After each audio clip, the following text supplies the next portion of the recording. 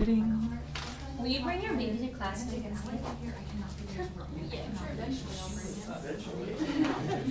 Oh, you know the sex already? Do you have a name account? Charles or Andrew? Oh, I like the name Charles.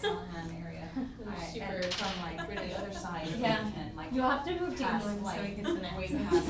It's like Transformer. Did Catherine tell you about my recent love of children? Yeah, I was. Oh, I told you about that? Yeah. Yeah, for the longest time, I thought children were the worst. And then I started doing the show. And they're like hilarious. They're like little tiny comedians. I like love them.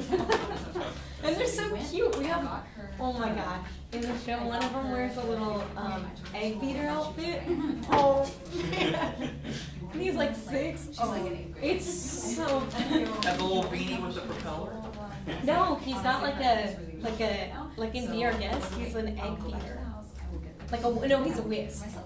So he wears like a giant whisk on his head. It's cute. Okay. Well, that's exciting. All right, welcome one and all.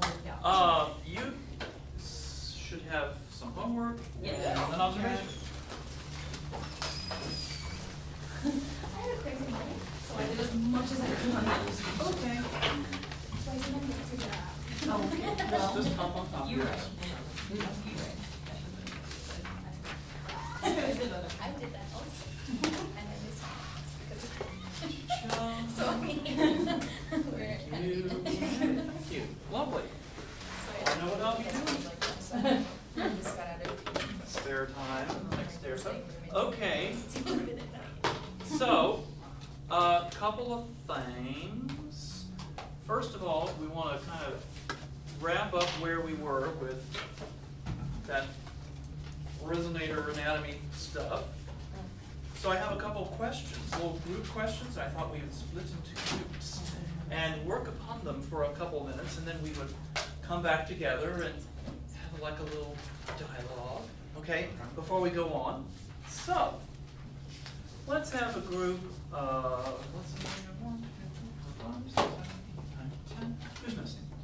Daniela. Danielle. Thank you. I was going, okay, there's normally 11. Yes. That's surprising, because, you know, she has hair, and I normally, she's right over there, so I mean that in a very good way. She has lovely hair. She has a lot of it, that's all. Anyway. Is she sick? Does anybody know? Or? I just texted her. Honestly, I don't know. Oh, she's running. She's on her way. Oh. All right, well, I'll give her a tea. Okay. So, 1, 2, 3, 4, 5.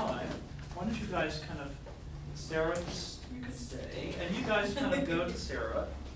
Okay. Please stay. I know. So, let's please see. relax. Are we doing this today?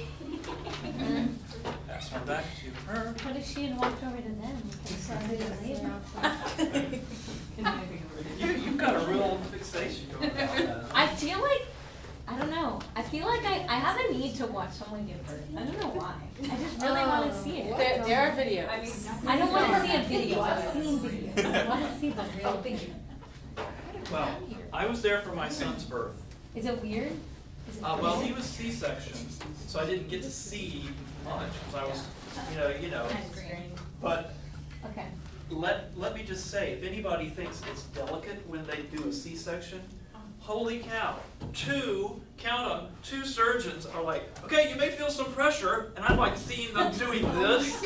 I'm not kidding. You know, and Kathy's there, oh, I don't feel a thing, you know. And then, you know, like, dang, he's got a lot of hair, and, you know, there he was. And I saw him, they were kind of checking on her, and they had put him in the, you know, the little incubator thing and stuff. And one thing that I never knew, going through the birth canal is what squeezes a lot of the amniotic fluid out of their lungs. Yeah. And so he had this pitiful little weak cry for the first day or two because he still was kind of working the stuff out. But I remember walking over, and I may get emotional, but just bear with me. Walking over, and they said, you can hold the oxygen, and you know, so I'm like holding this canister, you know, and he's looking up at me.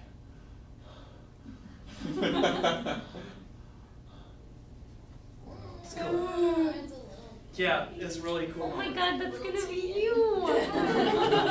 No, she's not going to be walking over there. Yeah. He will be walking over there. She's No, gonna you'll be over behind there him. like, I don't feel anything. Well, I can just say epidural is a wonderful thing. We did all the Lamaze classes and stuff, but yeah, epidural is a wonderful thing. Okay, so this group, if we may come back to pedagogy, this group, you guys do questions 1, 2, 3, 4, and you guys do questions 5, 6, 7, 8, and you have 5 minutes and talk amongst yourselves. And Daniela, please join this gang over here. And I will give you Well, a sheet. it's the only articulator you have to have to make work. Okay. Because you don't Yes, really, you can actually, and B. yeah. Have you seen that? Have you But seen as far that as word? vowels, And you had and you need the jaw too. There's a board game where you put this thing and it'll look right here, and you're like have to read. You're like, have you seen that game? Yeah. So you definitely need your other articulation. You can't communicate without your lips and your jaw. You do look, as you know, it's definitely when they vibrates. get their tongues cut out, they're coming out. Like, But it's like you can't really. I agree, it's the most You can necessary. voice, but you That's can't. Yeah, why- you but can it voice, says but it's it the says most for articulate. I agree it's the most articulate. important, but I thought you said it was the only one you need to articulate, and I disagree. no, I'm saying you can do, like you could do. You could do more with just your tongue Than as we- opposed to Yeah, just your no, it lips. doesn't. I think is what she was. Yeah. Okay. Also, no, not really. So You guys what? wanna argue with me? No, I agree. I just don't think it's the Ear. What else would only be one cause? you That's not a Got heat stem. I thought that was Failure. direct. I don't know. Come up with a statement that you can report. But he knows pitch because he plays clarinet and he knows when Say something. all your vowels, right? So I don't think it's because they have a bad ear. Usually it's because of the manipulation of your articulators. You can cause. A majority of the articulation comes from the It could tongue. be poor I body think what it weight, means is that you can't leading to make vowels misuse of your without the articulators. tongue. I think that's why it's the most important. What is meant by the statement the tongue is the most important? I think it's that vowels cannot exist without the tongue. You would only have consonants if you had your teeth and lips. Yeah. And some consonants you wouldn't have. Well, but I was like, yeah, you would even, there was some kind of consonants you wouldn't have. Like Like, you you need did that for. maybe you're doing, yeah, so Well, you you- misuse your articulators. You would Or have, don't use them as efficiently as possible. you might have, but being able to make distinct, I mean, you'd have kind of, you know, Right. or whatever, Yeah. Okay. without a tongue. What And- determines Membrane separating your oral and your nasopharynx. I mean the jaw, Separating. The Right, oral and the the, nasopharynx. jaw hinge. This is unfair because you guys have 3 grads. And it's Yeah, important yeah, because yeah. that gets food out of our jaws. Yes. Okay, so How do you they spell have that? 3 grad Food students, out of so our you guys have nose. to really like bring it home for And an that's technically, undergrad. it's, We got seniors right it's now. life function. All right, okay. What determines how much we have in our mouth when we sing? The jaw and the muscles connected to the jaw.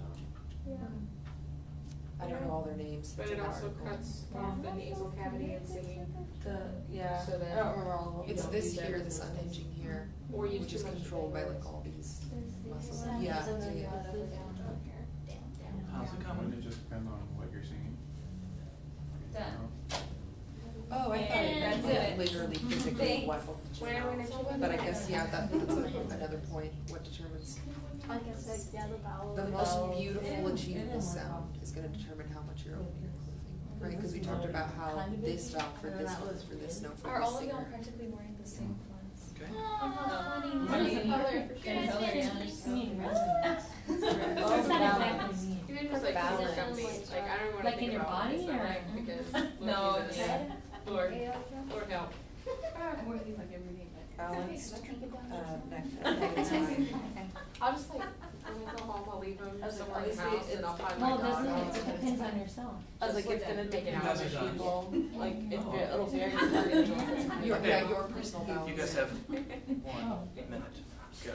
And then what is timbre, just color? How'd you get? Yeah.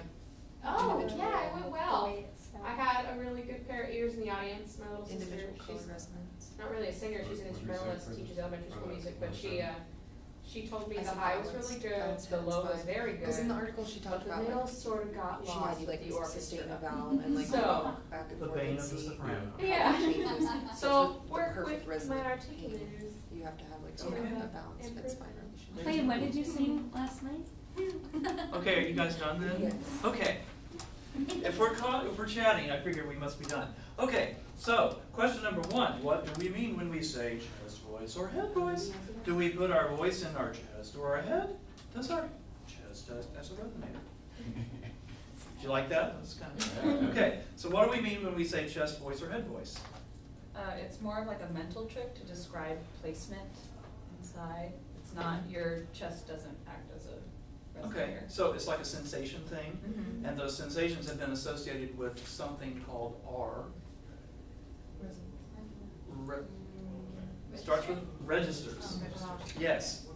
So in the historical scheme of pedagogy back prior to, scientific exploration, all people had to go on was the sensations. And so we have some terms, which we'll talk about probably right around after naps or so, that we've associated with those sensations and with labeling different parts of our voice. Okay, so do we really put our voice into our chest or our head? And I see heads shaking. No, we do not. Does our chest act as a resonator? It does. However, it's not one we can really tune in any way, shape, or form. It's just your trachea is a resonator, just like this stuff is a resonator, and just like that is, okay? So it does have an impact upon how our vocal folds vibrate, but the physics and the discussion of that are probably way beyond anything that we will be talking about in here. But just suffice it to say, it is involved, it is a resonator, but is it one that we can like make our voice go down there or make our voice not go down there? No. Not one we have control over. Okay, number 2, if people have intonation problems, is that because they have a bad ear? No. No. Okay, so what else might be the cause? Poor body mapping. Okay, so if they have a poor body map, then they're going to be misaligned, and that could compromise their whole production, right? Okay, what else? Pushing, okay. Yeah, what else? You guys came up with some other things. Oh, it could just be a misuse of the articulators.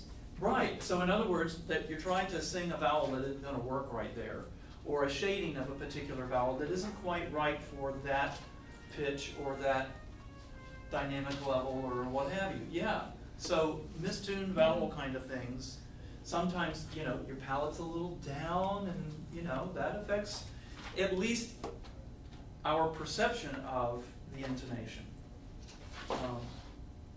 Okay, what is your soft palate and why is it important?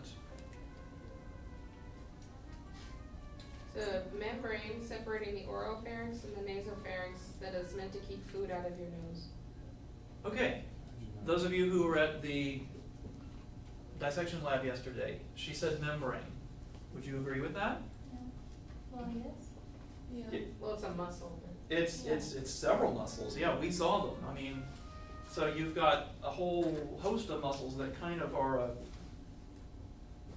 movable roof there, some that are kind of sling-like, some that, make up the bulk of the palate, the uvular muscle, okay? Yeah, cool. So why is it important? Well, it keeps the food from going there when we are swallowing. And what else when we sing? Things so better tone quality and it's just good. Yeah, I mean, it's one of those things that we can move around, that we can adjust, which has an effect upon then how we resonate sound. Okay, cool, very important. And if we're singing in French and we don't know what to do with our palate, then we're either going to be all nasal all the time, or nasal at the wrong times, or no, that's a nasal valve. You need to be nasal there. Okay. So if you sound nasal, is your palate up or down? Down. It's down. Yeah, it's down. Righto. Righto. What's a real good trick? I'll throw this question to the younger crowd over here. What's a real good trick that you can use to test for, am I getting nasal? Do you guys know this trick? While you're singing. Yes! Right, so you're singing, I'm singing la la la la la la la la. Oh. La la la la la la. Because you'll feel it like right under your fingers, and you'll hear la la la. Oh, it changes when I had my nose pinched. So yeah, you'll feel it under your fingers when you pinch your nose, and you'll also hear a change when you're pinched and not pinched if your palate is down. Yeah. So that's a real nice little easy test you can use as a teacher or as a singer. Ooh, wow, I'm kind of anticipating that next thing. Okay, group the second. What is meant by the statement? The tongue is the most important articulator.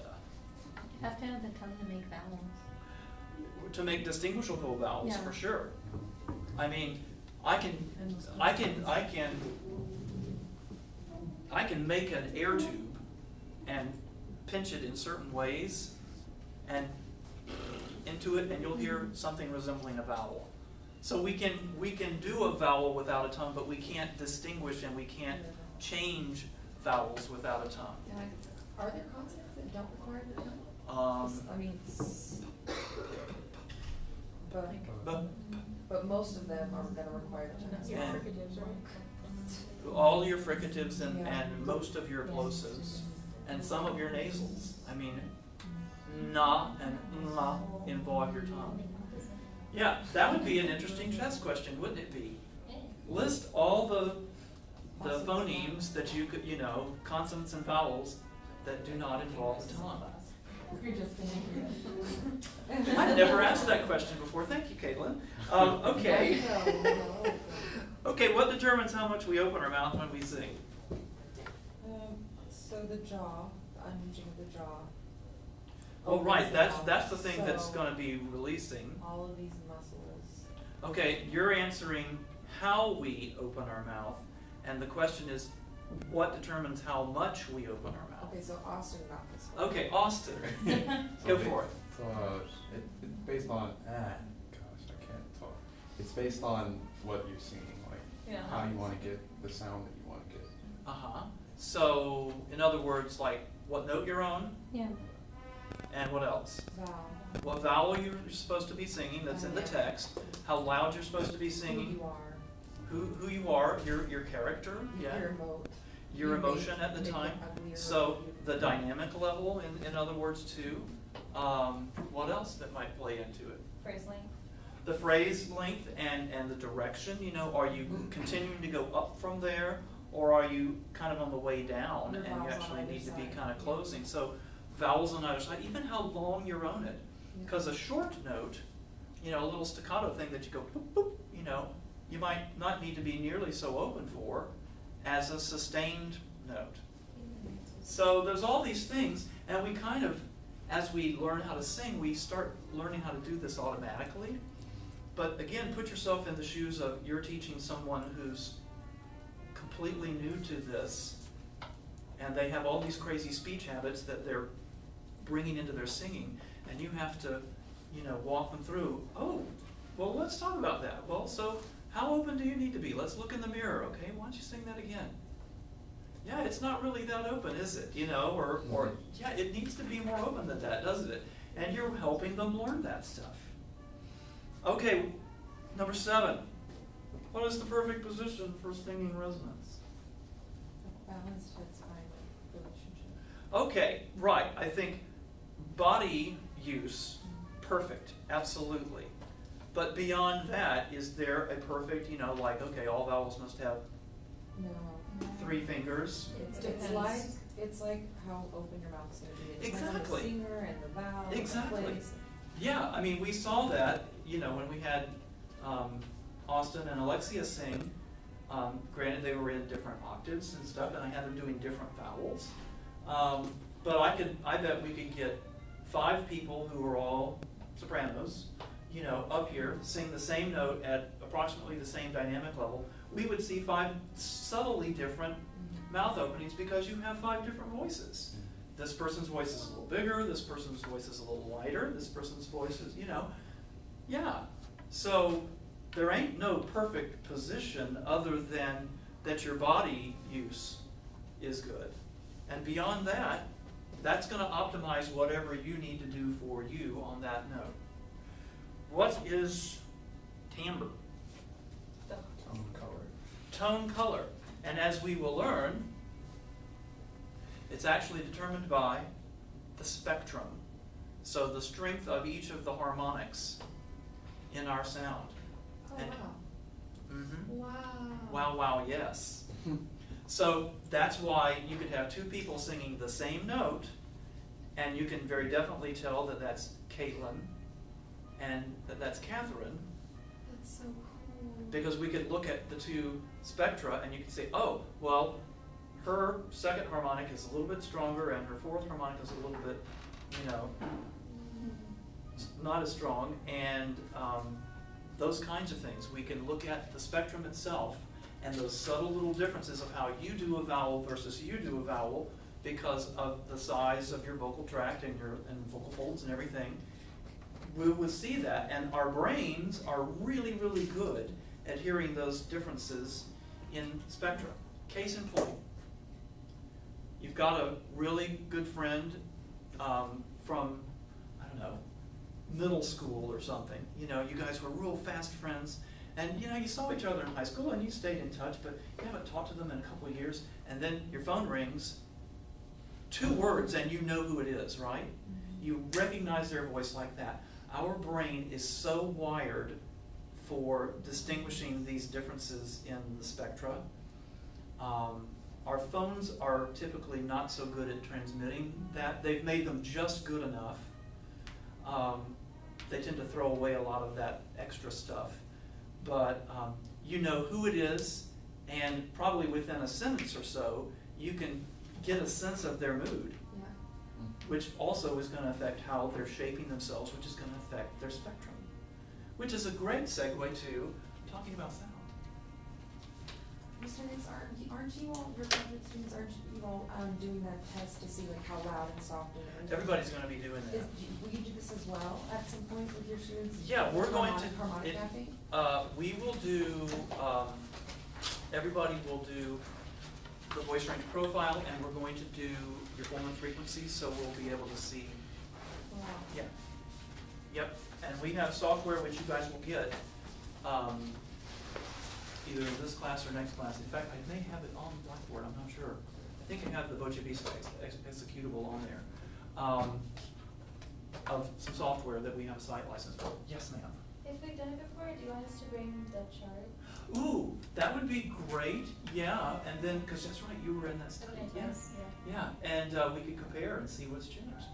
Absolutely, that'd be great. Okay, so I have some questions and a few little toys.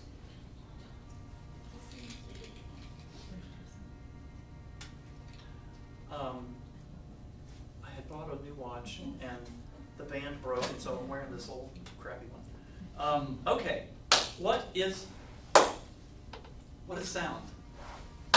Frequency. Okay, that's an aspect of sound. What is sound?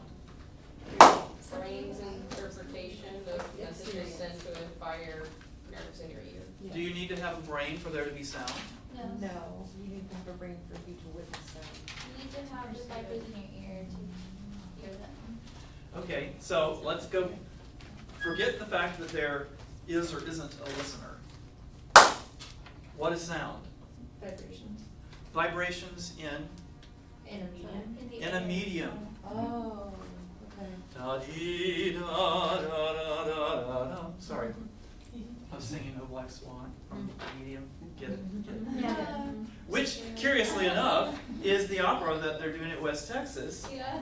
for Nats, which is a great show to do the week of Halloween. Because if ever there were a creepy opera, that's it. Yeah. That's a creepy, dark opera. Okay, so she said a medium. Okay, so a medium that can do a certain kind of thing.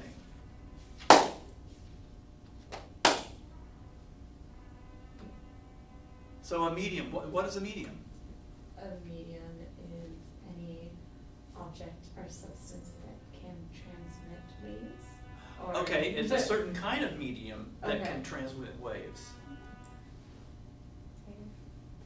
Well, Okay, air is one. Force of any kind, like some kind of, there's like an acting force that Yes. creates the vibration. Yes. There's a resonator that allows for the distribution of the vibration. And And then, then there's a reverb. okay, you're kind of getting a little ahead of the rain, but you're on the right track. So she talked about there's something that gets things going. For us, it's air. And then, yeah, and air is typically, unless we're like in a swimming pool, is what we hear sound transmitted through. So, what is it about air? Take your hands. Yeah? You can feel it move, right? Okay, it's able to move. So what we want is an elastic medium. Elastic medium. Okay? Isn't that nice?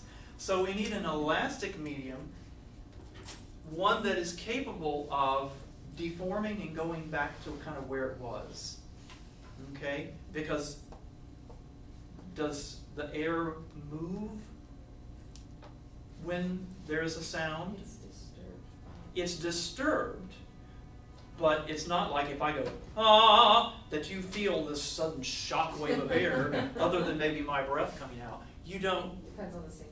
well, I mean, I have back in my rock band days when I was sacrificing my hearing, you could stand next to a big drum and you can feel, you can put your hand next to a big drum and you can feel, wow, you feel this little puff of air, you know, when they hit that floor tom. Or if you're standing next to a big amplifier and somebody's playing the bass, you know, you can feel a little, and you can even watch the speaker move. Other than that, and even so, that's a minute amount that the air is getting moved, right?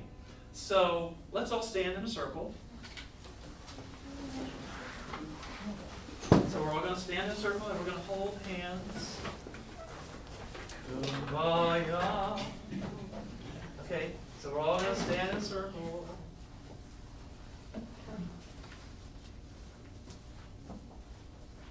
All right, so we're all holding hands. I'm going to send an impulse with my left hand, and then don't anticipate. She's very eager. Okay, so here we go. I'm going to send a little impulse around. This is like, you know, back before the show, you know, if you're doing a show with Dr. Mack, okay?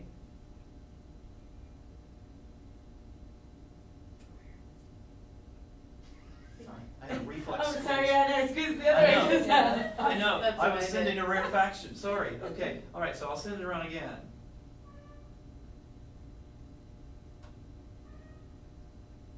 Okay. So cool. Yeah. All right. So we sent a little impulse around. Did we move? No. No. Okay. Now let's hold hands again, and now we'll do this kind of wave. It's like a football game. Go Runners. Yeah, go Road Runners. Okay, all right, and we'll bring it to a close. Okay, so we did not physically change our position, but we were kind of disturbed for a moment, and the impulse traveled through us, didn't it? So we, at that point, were an elastic medium, and that wave kind of went around. Okay, go back to your seats.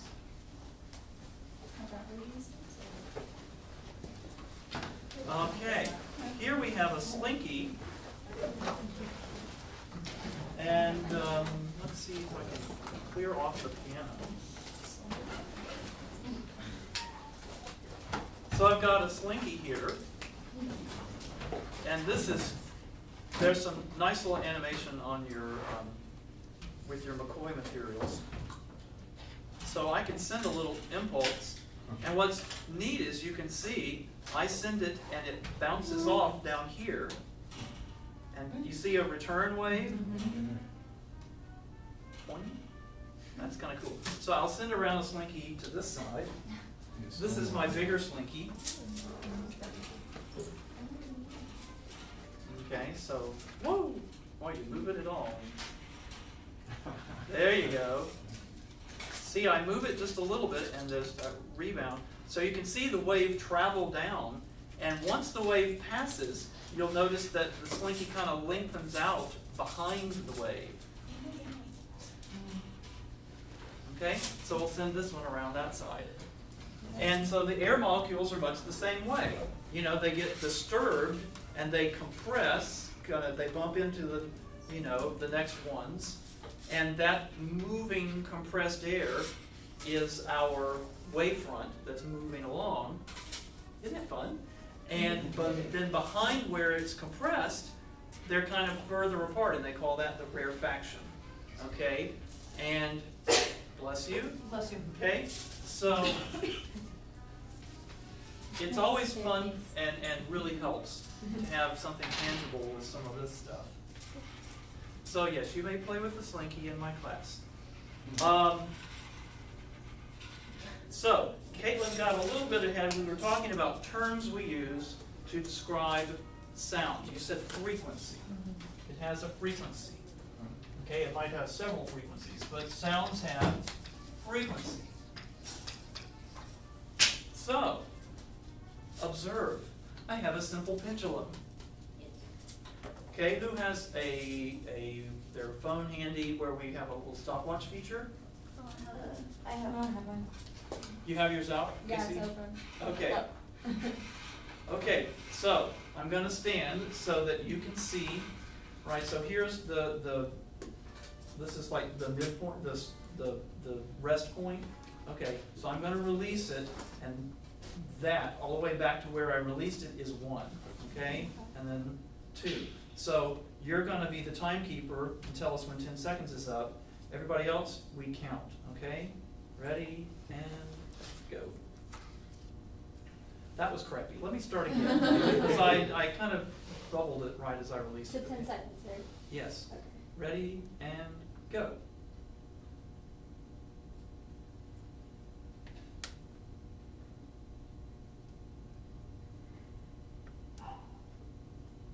There. Okay? 7.5. 7 and something. Yeah. Every time I do this, it's 7 and something. 7 and how much? We 3 points. Almost the whole, yeah. Yeah, about Yeah, the it was board. almost 7. 5/8. Okay, so why don't we say 7.5, okay?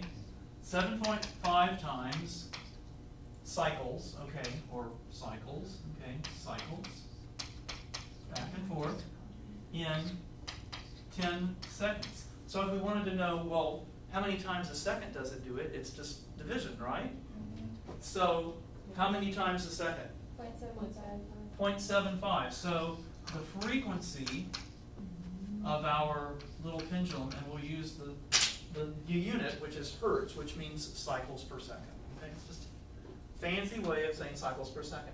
So 0.75 cycles per second was the frequency of our little pendulum here. Okay. So then, how long does it take to do one cycle? Well, we don't even have to measure. It's just math, a little bit of math, right? So, and the term for that is the period. So that's the time for one cycle. Just an itty bit of math. The frequency and the period are inversely related to each other. So if we take the frequency as 0.75, okay, and we want to know 1 over that, the inverse of that is going to give us the period. So somebody do the math real quick. Sorry, you're determining How long does it take to do For one cycle. How long does it take to do one complete cycle? So wouldn't you just multiply 0.7? No. We're going to divide frequency and period. The frequency equals 1 over the period, and the period equals 1 over the frequency. 1 in seconds? Just 1, not in seconds. The unit is going to be seconds when we figure this out. Okay. So how long does it take us to do one cycle? And we're dividing that by what we know is the frequency. So somebody do that real quick on their phone or whatever. 1.3 bar. 1.333, yeah, it's going to be like a repeating decimal thing, okay? So that's the time it takes to do one complete cycle, all right?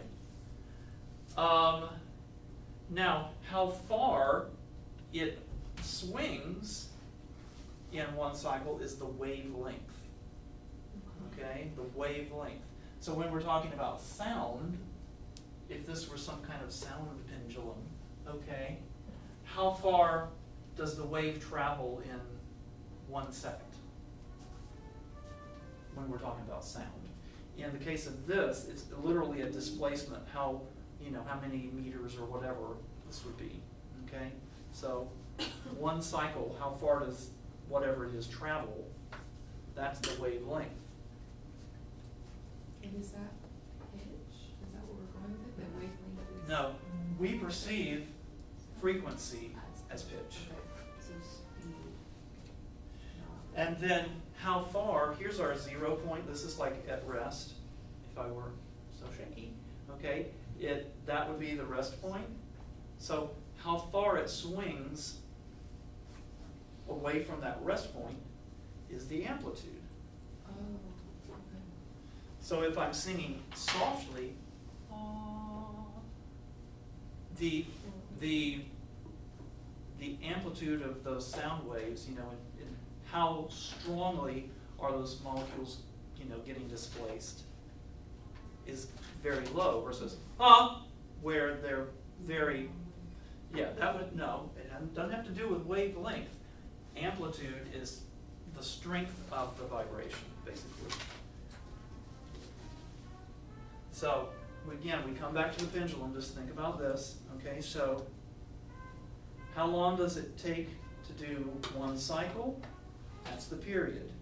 How many cycles happen in a given time unit? That's the frequency. How far the pendulum travels in one cycle? Wavelength. And then the amplitude is how much is it displaced from basically a rest point. Okay, now we're going to try this with another handy dandy little fun thing. Get back in your groups. We have 12 minutes. We can do this. We can do this. Okay.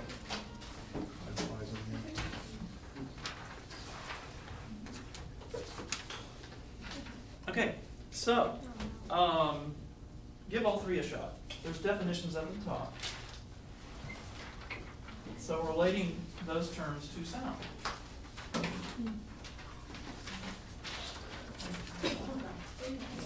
Okay? So give it a try.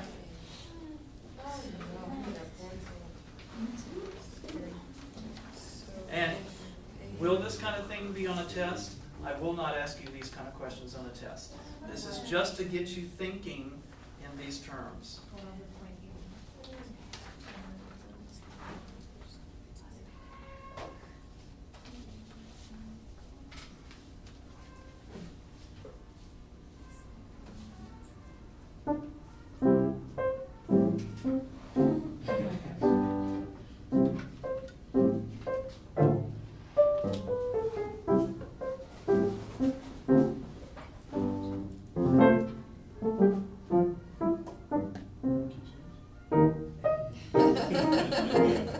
Oh, I used to play for ballet classes.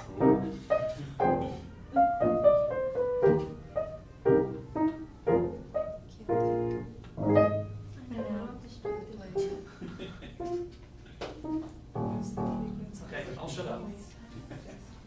So there's little definitions there on the top that hopefully should help you with the math. If I've done my job.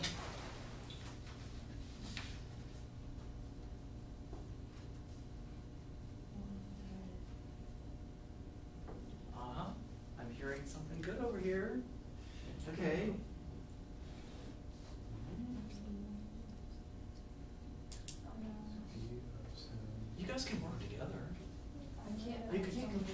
So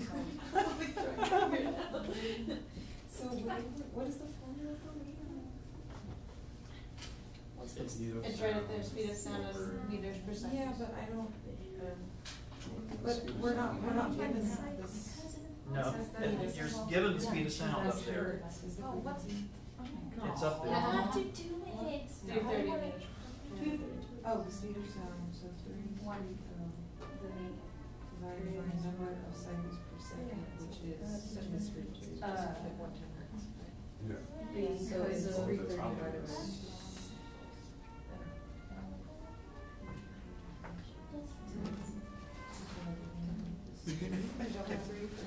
I made this worksheet Oh, that's because how I was it's looking at written. the names on there. Yeah, it's 330, it's given. Is it, Oh. First semester I taught this class. are we keeping the What is the hertz at frequency? 888, so it's 1/880?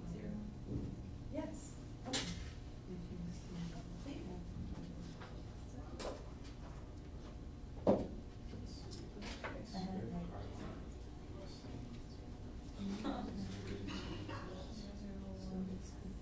Who's close? I'm the last one. I don't know how to do it. Okay, struggle for another minute or two and then we'll do some together. Are you a Star Trek fan, Caitlin? Are you a Star Trek fan? I remember, I watched it when I was really young, Oh. but not. Who's, well, you are. I'm on your mind. Gotta love the mind though. Hello? Goodbye. I do actually the last We one. scared You you guys off. just got this one? Okay, so, I'm trying to break it down. So here, the part is like H 3 times 3 times is 4. So H 5 is going to be 5 times that. It's the same pattern, but. Yeah, we haven't talked about harmonics yet, but the math is right there. So give it a stab. This many hertz. Is that frequency? Right. So it doesn't matter, frequency is 1 over period. That's just multiplication. Yeah. Okay. Yeah. Okay. Right, frequency is 1 over period. So what's this here? Oh, okay. The verse number. This? The look of singers when confronted with math. Yeah, don't you know we only know how to count 4? You ever give a singer compound meter? Oh my Period goodness. if I'm given the frequency. Uh-huh. So how? Okay, we're gonna do it. All right. So I'm gonna No, that was the wrong question. I'm gonna erase this because we'll do it in the context of these questions. Okay, so number 1, Frances is singing a high A. By the way, Frances is a girl. Frances is singing a high A. All right. That one. So if that's her frequency, what is the period? Well, we just said frequency and period are inverses of each other. So if I want to find the period, that is, how much time does it take to do one cycle, I divide by the frequency. So it's going to be 1 divided by 880, and what does that give you? 0.00011 something. Yeah, 36. Yeah. Okay, so that's a very, very, very short, I mean that's seconds. That's a very short amount of time for your vocal fold to go. I mean, seriously. So when you look at these videos and you see the vocal folds just look like a blur, that's why. They're moving incredibly fast. There is no part of the human body that moves as fast as the vocal folds. Really? No other part of the body undergoes those kind of vibrations. No other part of your body. Even people who work with power tools and things like that, and sanders and things like that. I mean, 1,000 times a second. Sanders don't vibrate at those kind of speeds. Okay. So we did that. Okay, what is the wavelength of Stephen's low A? Or Austin's low A for that matter? 110 hertz. Okay? So then to find wavelength, we need to know the speed of sound. And I gave it to you there. The speed of sound varies according to the density of the air. And the density of the air changes with the temperature. So if we talk about the temperature of the air in your vocal tract, which is around 37 Celsius, it's a little higher than speed of sound at, probably 68 or whatever. But never mind all that, just so you know. So we are assuming 330 meters per second, because it makes the math more than that. Okay, so if we have the speed of sound, and we want to get lambda, which is the little symbol for wavelength, don't ask me why. That's just what some physicist somewhere back in the Dark Ages decided to use the Greek letter lambda. I don't know. Maybe he was in a Lambda Chi Alpha fraternity. I don't know. Okay, so if we take the speed of sound,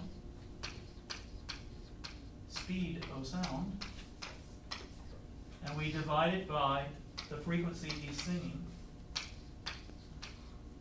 meters per second, and he's singing, okay, hertz, but yeah, cycles per second. Okay, we're going to get how many meters? 3.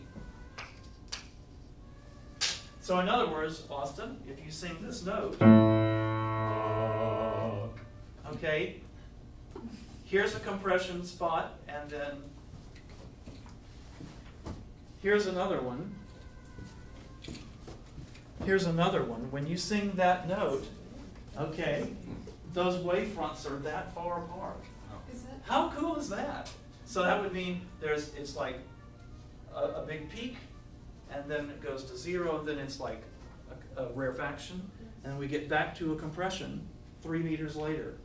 That's pretty amazing. That's pretty amazing. Which is why, if you think about it from the wavelength standpoint, you can hear the bass at the party. Perfect cue. Man, I couldn't have planned that better. Even though all the doors are shut, we hear that bass because those long wavelengths, number one, it's going to set that wall into motion, but even in outdoor stuff, you'll hear the bass and like the bass drum of a rock band long before you can hear the guitar and the vocals and stuff like that. Okay, because those long wavelengths have an ability to kind of bend around corners and things. High frequencies are very directional. Okay, last one. Is that the wavelength of an A2 if anybody sings it? Uh-huh. Okay. Yep. Or even if it's the piano. Okay. Doesn't matter whether it's And sung, A2 has that the one. cello, Austin singing it, me singing it. Not so pretty.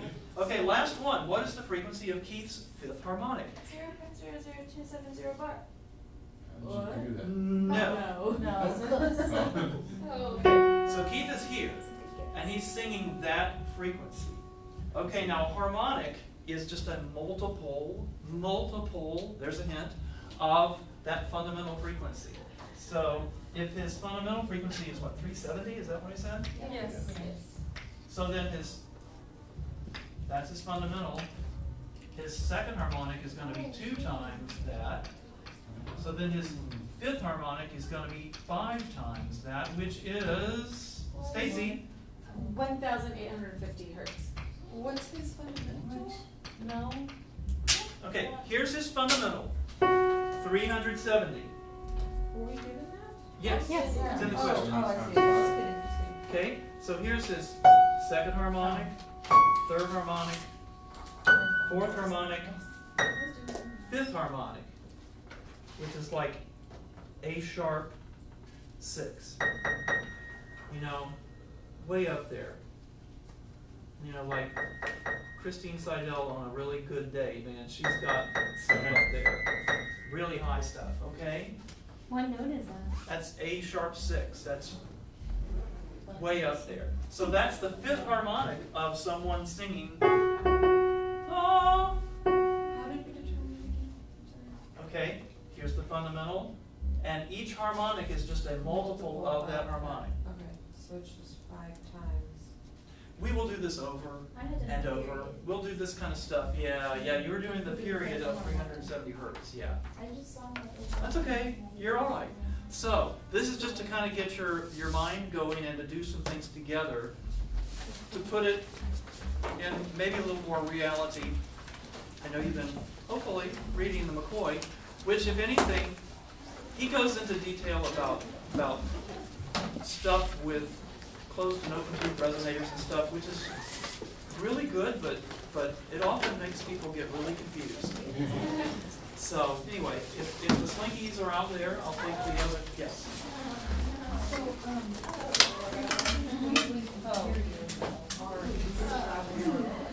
Okay. Frequency is how we perceive it. Wavelength is not anything with our perception. Music psych. We covered all that. Period is how long it takes for one cycle to happen. Yep. So what is That's going to be decibels, which we haven't done.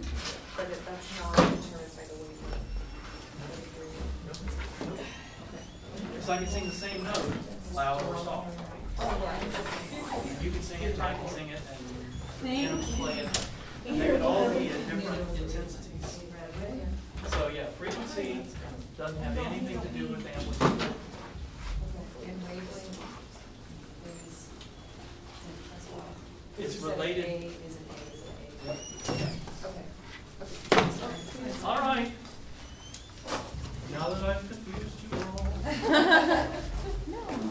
I just was feeling good about this class now. It's getting interesting one.